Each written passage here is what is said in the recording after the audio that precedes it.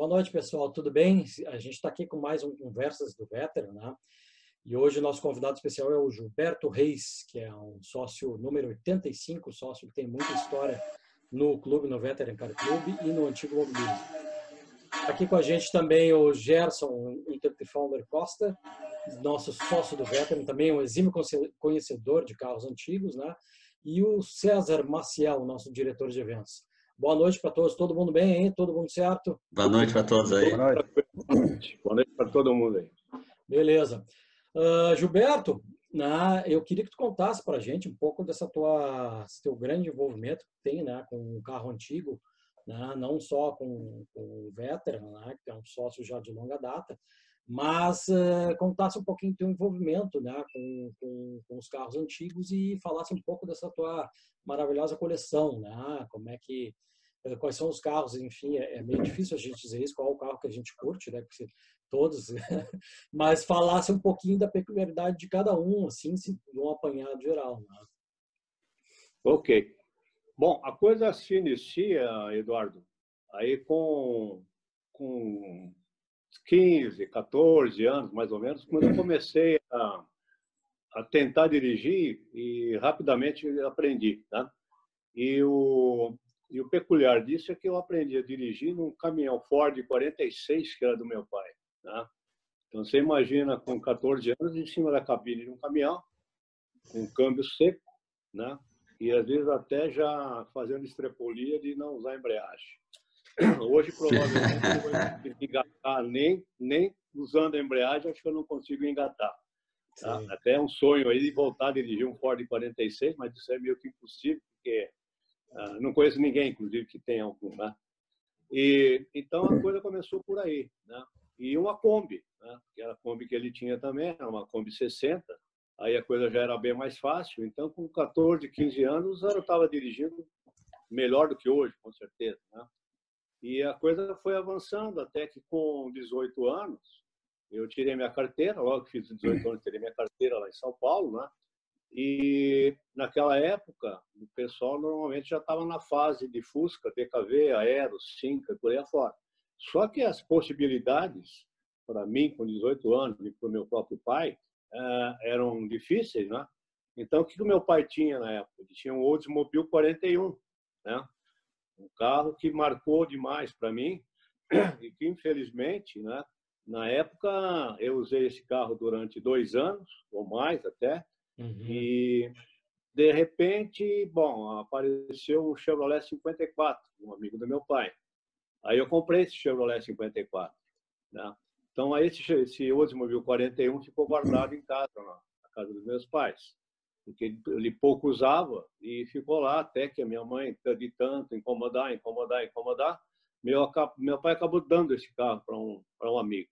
Por quê? Porque na década de 70, o que ocorria? Ninguém queria um carro americano, pesado, gastador e tudo mais. O pessoal queria um carro leve, Fusca, DKV e por aí fora. Mas eu preferia um Chevrolet. Então, eu usei mais uns 2 anos um Chevrolet 54. Mas, nessa altura, eu gostava muito de usar os carros, mas não me preocupava, também não tinha condições de pegar esses carros e guardar, para posteriormente ter ele como coleção, coisa assim, né? Porque na época, em São Paulo, existiam alguns colecionadores, mas a gente não tinha muito contato, né? E, a partir daí, entra a fase Fusca.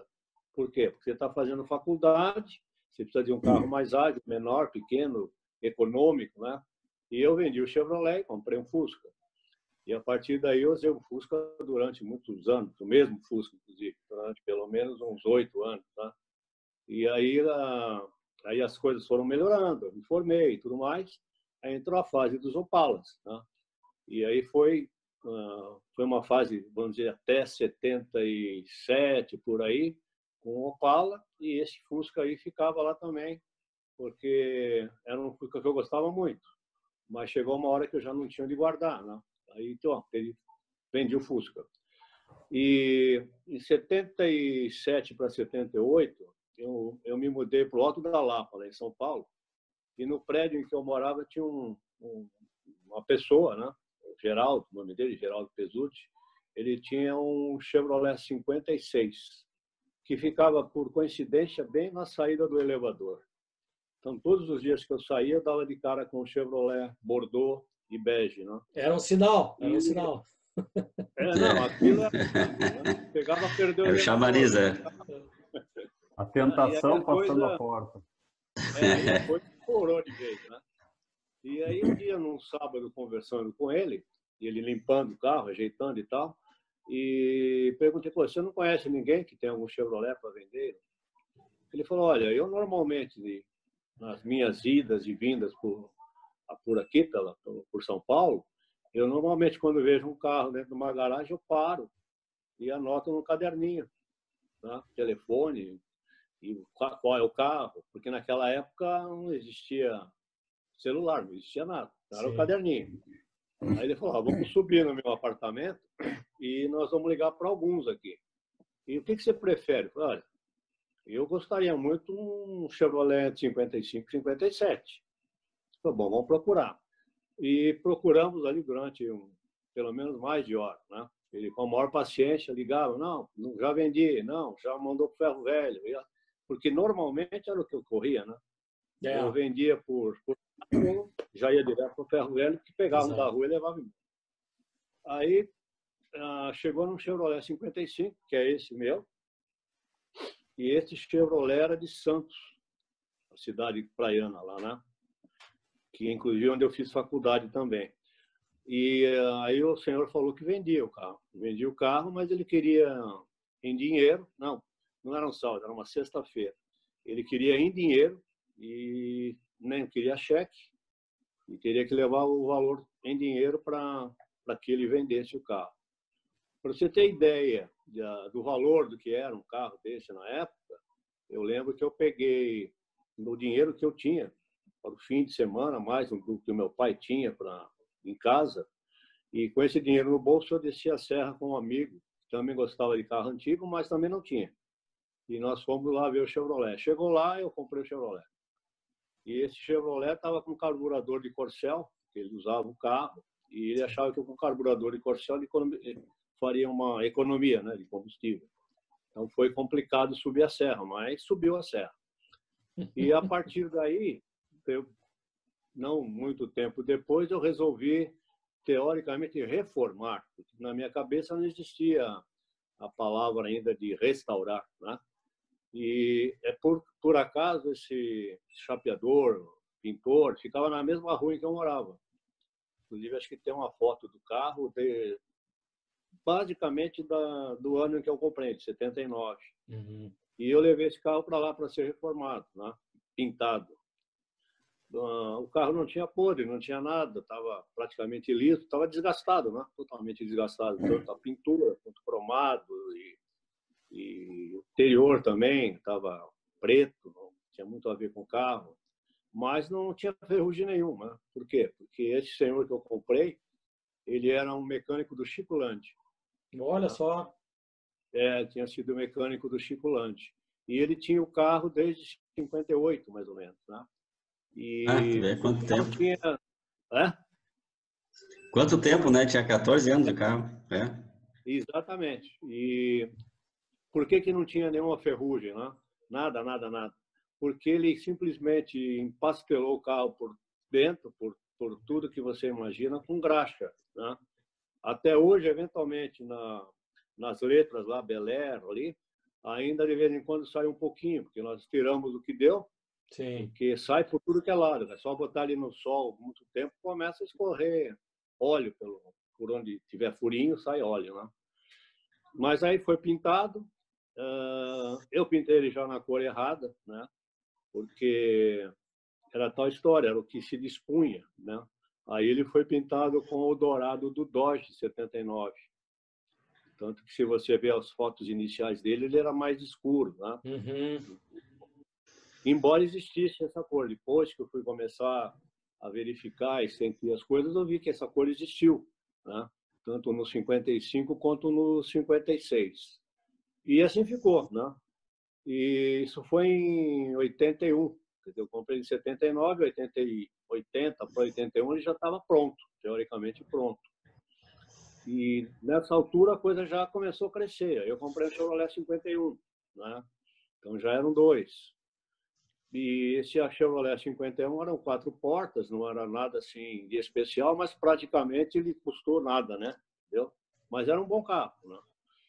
Nesse interim eu vim aqui para o sul, para Canoas, inclusive, porque como eu trabalhava na Santa Marina, eu tinha ido buscar na França aquele processo do Duralex. Sim. Vocês devem conhecer, de prato, linha de mesa, né? E eu fui buscar e implantamos lá em São Paulo e eu acabei vindo implantar aqui em Canoas. Durante o ano de 81 eu fiquei aqui.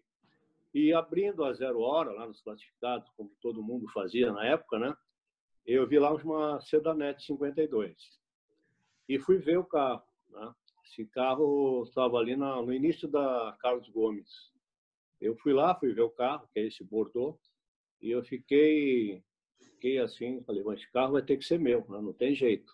E foi, por acaso foi. Só que eu levei uns 6 meses para comprar o carro pelo valor dele, né? Não alcançava, tinha que esperar até o final do ano, tá. Quando foi no final de 81, eu comprei o Chevrolet aqui, esse Bordeaux, né? Porto Alegre. Inclusive, o rapaz que tinha esse carro, ele era do Veteran também, na época, né? Esse carro, inclusive, participava dos encontros quando era na praça lá no Parcão. Isso. No início, lá no Parcão. Esse carro já participava lá. Só que aí eu voltei para São Paulo e levei o carro para lá, né? Então, nesse interino, eu fiquei lá com o 55 e o 52. Um numa garagem, outro na outra garagem. Vocês vão ver que tem uma foto aí que aparece os dois, uma foto antiga, e que eu pegava um, ia a uma distância lá de uns meia hora quase, numa outra garagem que eu deixava, o outro fazia funcionar. Então vai aparecer foto aí que estão os dois estacionados na rua. Para uma ginástica. Isso aí foi entre... Vou botar as fotos aqui para gente ver. Tá aparecendo aí para vocês? Não, aqui não. Essa aí esse é o Oldsmobile, né? Só que é um Oldsmobile... Não é um Oldsmobile que foi o primeiro que eu tive, que não é o carro, mas é exatamente igual a esse, na mesma cor, que eu nunca mais consegui, aqui, nem em Dói, em lugar nenhum, consegui ver novamente um carro, um Oldsmobile 41. Nunca mais vi aqui. Nem diga de passagem, né, Gilberto? Você me comentou que ele era um carro macio e silencioso de andar, né? Macio e silencioso, fantástico. Eu busquei muito esse carro depois, né? Depois de praticamente 7, 8 anos, né?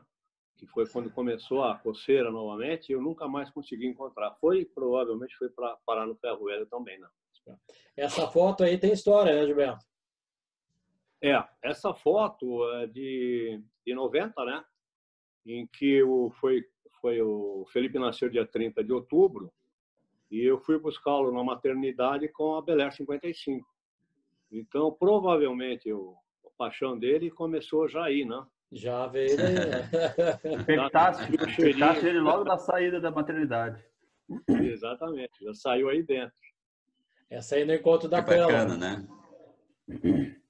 Olha, eu acho que esse aí até ele estava dirigindo, acho que foi um dos últimos encontros que nós fomos com ela na praça. Na praça, exatamente.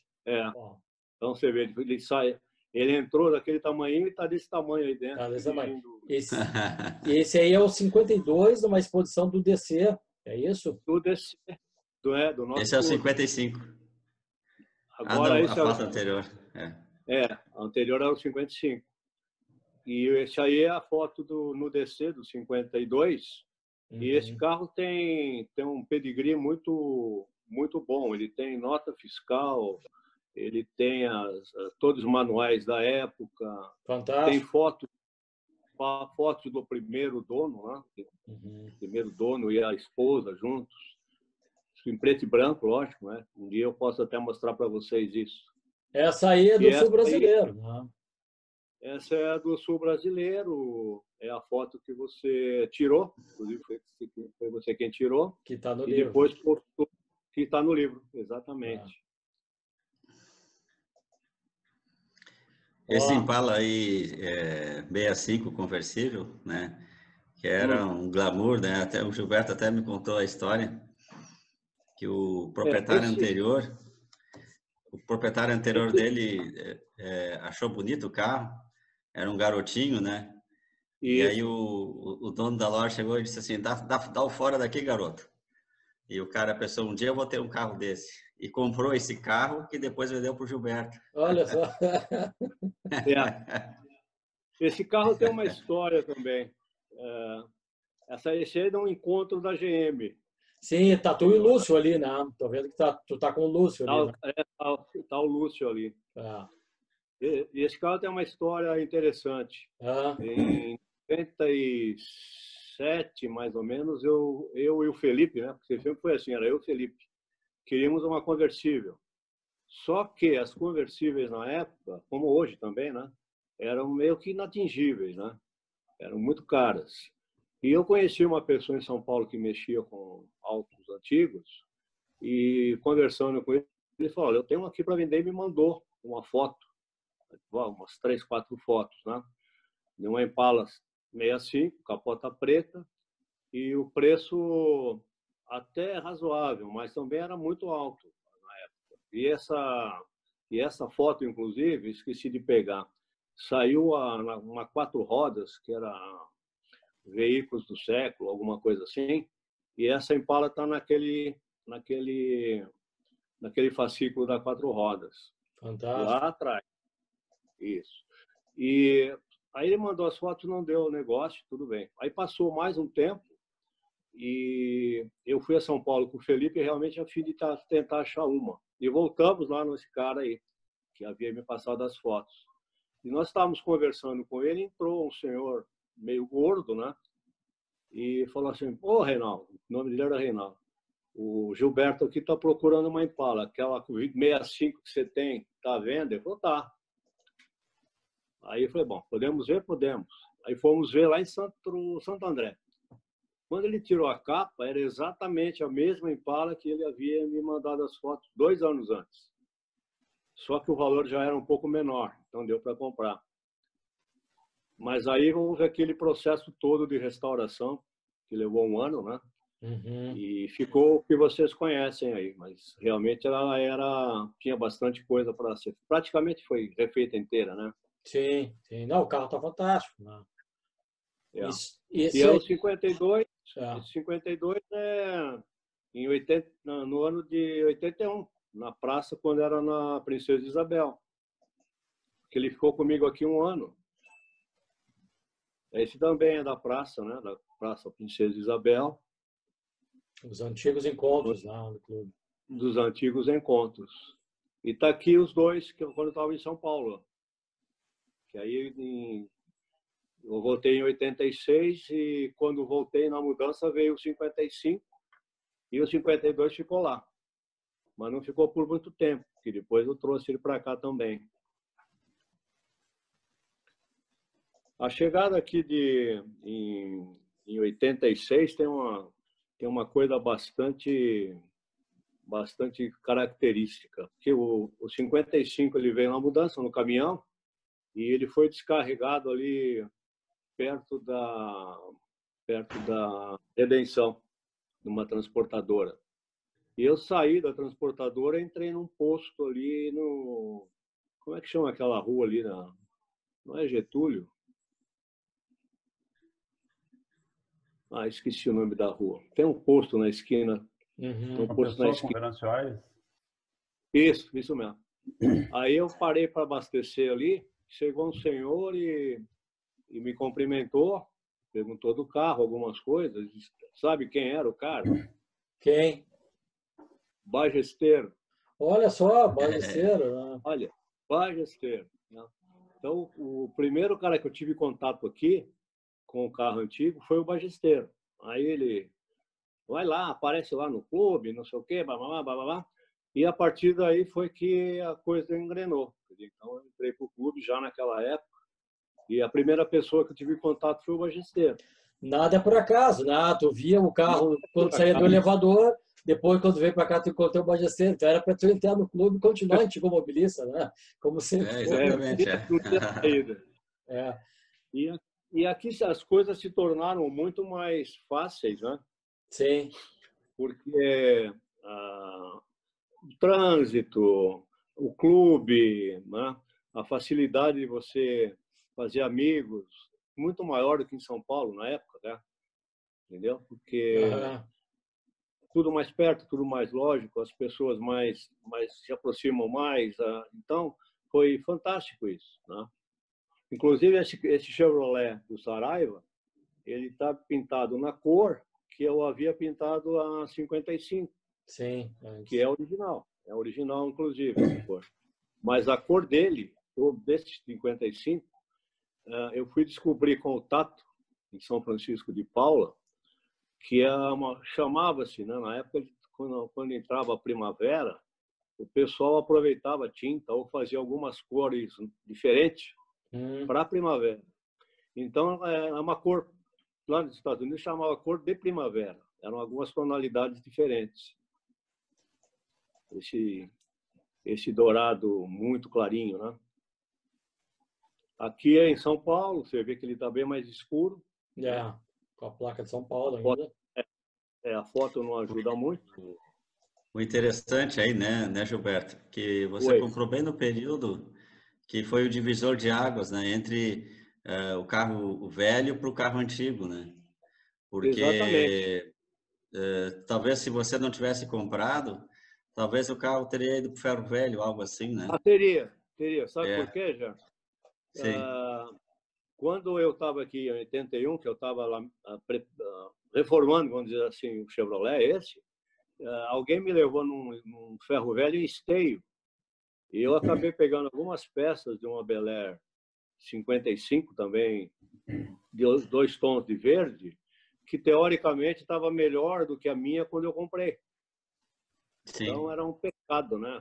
Foi uma época em que, por ter a Gerdau aqui do lado, praticamente eu acho que 80%, pelo menos aqui do Sul, foi para lá. Né? Tu viu só. Nos anos 70, por exemplo, 80, o pessoal olhava mais para o Calhambeque, né? Exatamente. O carro dos anos 50 ainda não era assim considerado antigo. A relação de tempo era essa, né? Exatamente. Tanto que na década de 80, nos encontros do Veteran, era muito raro você ver um Fusca ou um DKV. Na realidade, eram carros de uso, né? Isso. Então, era muito difícil ver. Podia ver um Fusca da década de 50, mas mesmo assim era muito raro. Muito raro. O Gerson deve lembrar. A grande questão, que agora, volta e meia, a gente conversa, né? É como é que vai ser agora, né?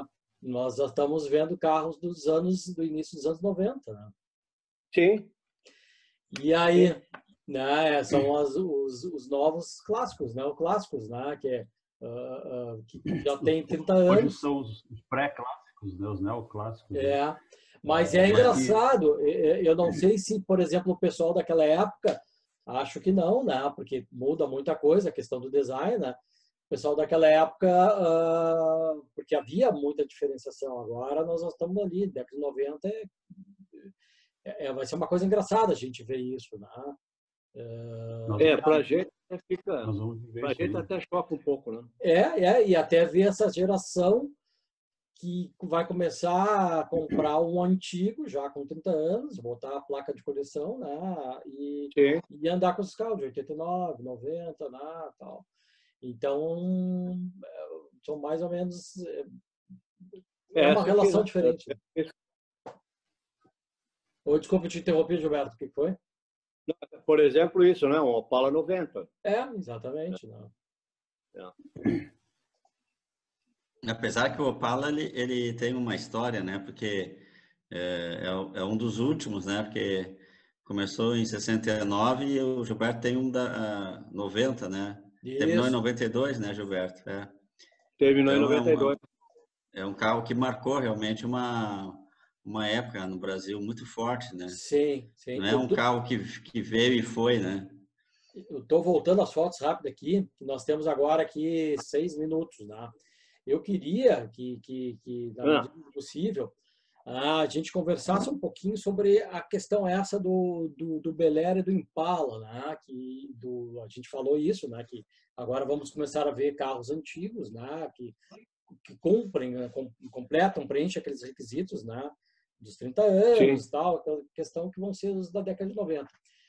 Mas aí eu queria que a gente voltasse um pouco e contasse um pouco, meio que por cima, por causa do tempo, um pouco dessas histórias desses carros, que são ícones na década de 50 e 60.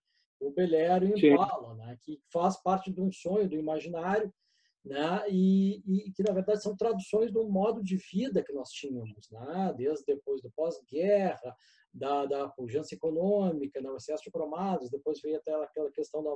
Então, todo aquele contexto, né, do mundo social e econômico, ele é refletido na questão do design desses automóveis, que marcaram muito a época e hoje são clássicos, né, e continuam lindos, né? Então, de repente... Na realidade, o que eles chamam de tri-Chevy, né, que é o 55, 56 e 57, são clássicos que, não só aqui, no mundo inteiro, né? E por sorte, eu consegui ter um desses aí, que era o que eu queria, o do 55 ao 57. E o 55, ele marca uma mudança total a nível de Chevrolet, né? Na década de 50. É o primeiro Chevrolet em 12 volts, é o primeiro motor com um sistema melhor de arrefecimento, de não ter mais pescador, já é com bomba. Então, era um carro mais moderno, então, suspensão e tudo mais. Tanto que, né, o Gerson sabe disso, ele já andou no 55, e o 55 é um carro que ele anda como um carro novo, né? E já o Maravilhoso. 52 já é um carro mais década de 40. Foi exatamente... Ele continuou sendo fabricado com a mecânica praticamente igual, né? Durante a década de 40 e até 53, 54, praticamente era a mesma carro. Em 55, que a Chevrolet mudou totalmente. E foi aí que foi a grande cartada da GM, em que bateu a Ford fácil, né? Nesses 3 anos. Exato. A Ford, teoricamente, Então, começou um pouco antes, acho que no final da década de 40, né? Que ele lançou, não foi o 49 ou 50 que lançou mas depois a GM veio e bateu, né? E tanto, bateu. E tanto que o Impala, quando veio, o Impala é de 58, 59, né? Sim, 58 primeiro, né? E o Impala foi um carro 58. que todas as gerações que ele teve, ele mudou bastante, né? Porque eles estavam sempre atualizando, até por causa dessa questão desses conceitos, né? Que vinha de design, eles mudavam, enfim. Praticamente o Impala de 58 até os 70, vamos dizer assim, ele não repetiu nenhum ano o mesmo modelo. Exato. Sempre mudou alguma coisa. Todos diferentes, né? Impressionante, né? E se nós olhar muito... Desculpa, se nós olhar o Cadillac 59, né? Olha que a GM dava banho, né? Em estilo, né? Sim. Exatamente. Era fantástico, né? Isso. E a gente vê que isso faz parte desse hoje, esse imaginário, né? A gente faz uma retrospectiva, se a gente fosse olhar o mundo, né, só pela questão do design dos automóveis, isso diz muita coisa, né? É só tu fazer essa história, exatamente, né? Desse estilo de vida que é o que estava se vivendo naquela época, né? Que era justamente isso, né? E isso que eu me chama muito a atenção por causa disso. Eu gosto muito de dar uma lida e apreciar esse lado porque eu acho isso muito legal, diz muito com essa questão da caminhada, né? Toda a evolução do design e da tecnologia nos automóveis, né? Elas refletem sempre o momento da sociedade, aquilo que a gente está vivendo, né? Isso o Gilberto... Oi? O Gilberto teve a oportunidade, né? O Gilberto, quando ele era jovem, tinha 18 anos, final dos anos 60, onde estavam os carros nacionais ganhando as ruas e estava cheio de importados na rua. E na maior cidade do Brasil, né? Então, foi uma coisa assim que ele teve a oportunidade de ver a riqueza da frota brasileira que tinha na época. Isso é muito legal, né? eu acho que aquilo ali era uma coisa que quando a gente vê que se alguém posta alguma coisa com relação à década de 60 e 70, né, de São Paulo e Rio principalmente, o movimento das ruas, os carros, é uma coisa que eu tive a felicidade de viver aquilo, né? E eu acho que aquilo também influenciou muito, né? A mim principalmente, porque você está parado, você vê passar uma Impala. Bom, mas a Impala na época era uma coisa que praticamente você não era inalcançável, né? Sim. Para 95% da população, eram muito poucas pessoas que podiam ter uma Impala, por exemplo, né? Mas realmente eu vivi então uma época de ouro, eu acredito. Com certeza. Vocês pegaram perto disso também, né? Nem tanto, mas... Com certeza. Eu vi no Facebook... Eu vi no Facebook, agora foi ontem, acho que foi uma foto da São Paulo antiga, em 59, se não me falha a memória, era uma foto ali da Avenida São João. Sim. E o trânsito dos carros, assim, a gente fica tentando reconhecer, porque naquela época acho que eram muitos carros, era realmente importados, né? Praticamente tudo é importado. E cada carro sensacional, assim, a gente fica babando nessas fotos. Né? Deixa eu só dizer, infelizmente a gente tem menos de 1 minuto, aí vai cair logo o programa, infelizmente.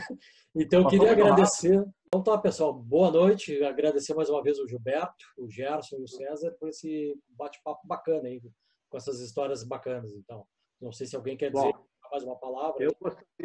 Eu gostaria de colocar rapidamente e agradecer realmente ao Eduardo por esse trabalho fantástico dele, do César, que estão fazendo aí no clube, não só em relação a essas conversas, mas em relação ao todo, ao geral, né? Que nós que participamos do clube durante muitos anos, estamos observando que nos últimos anos realmente houve uma melhora muito, muito, muito grande em relação a todos os pontos. Então, eu queria agradecer, inclusive, a toda a diretoria, né? E realmente me sinto honrado em participar de uma conversa tipo essa, onde a gente pode colocar algumas coisas daquilo que já se fez para trás, né? E realmente me colocar ao dispor de todos vocês para aquilo que for possível ajudar aí, tá bem? Então tá, gente. Beijo, obrigado. A gente que agradece. Muito obrigado, Gilberto. Obrigado, então. Foi muito agradável, foi uma história bem interessante. Foi. Então tá, pessoal. Obrigado. Valeu, boa noite. Pessoal. Fiquem todos Boa bem. noite. Tchau, tchau. Um abraço aí. Tchau. Falou, boa noite. Boa noite. Boa noite.